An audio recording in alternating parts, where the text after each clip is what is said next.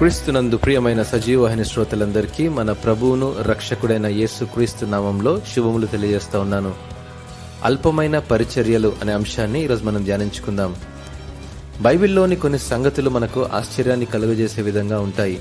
వాగ్దానం చేయబడిన దేశంలోనికి ఇశ్రాయేలీలను మోషే నడిపించే సమయంలో అమాలేకీయులు వారిపై యుద్ధానికి వచ్చినప్పుడు మోషే తన చేతికర్రను చేతపట్టుకొని కొండ శిఖరం మీద నిలబడి తన చెయ్యి పైకెత్తినప్పుడు ఇశ్రాయేలీలు గెలిచారని, మోషే తన చెయ్యి దింపినప్పుడు అమాలేకీయులు గెలిచారనే సంగతి మనందరికీ తెలుసు. ఈ మాట నిర్గమాకాండము 17వ అధ్యాయము 8 నుంచి 15 వచనాల్లో మనము గమనించగలం.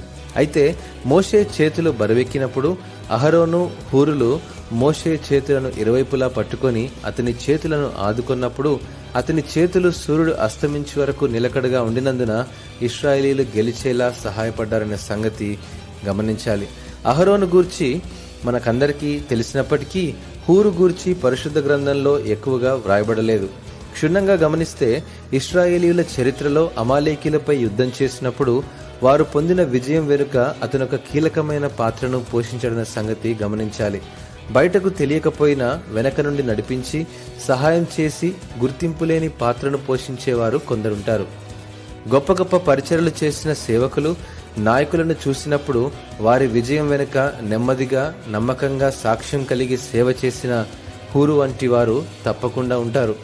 వీరి సేవను నాయకులు లేదా ప్రజలు గుర్తించకపోయినా ప్రభువెన్నడూ విస్మరించడన్న సంగతి గమనించాలి. ప్రతి ఆదివారం దేవుని మందిరాన్ని శుభ్రపరిచి కుర్చీలు సర్ది సిద్ధపరిచి కష్టపడి చేసే ప్రతి పరిచర్యను దేవుడు గమనిస్తూనే ఉంటాడు. ఈ పరిచర్య అల్పమైనదిగా ఉండవచ్చు, కానీ మనం చేసే పని అల్పమైనదైనా దేవుడు మనలను గొప్పగా వాడుకుంటాడు అనే సంగతి గమనించాలి. చేసే ప్రతి అల్పమైన పరిచర్యను గుర్తించిన దేవుడు తగిన ప్రతిఫలాన్ని మనకు దయచేయగలడనే సంగతి కూడా మనం గమనించాలి. దేవుడు ఈ వాక్యమును దీవించునుగాక. ఆమేన్.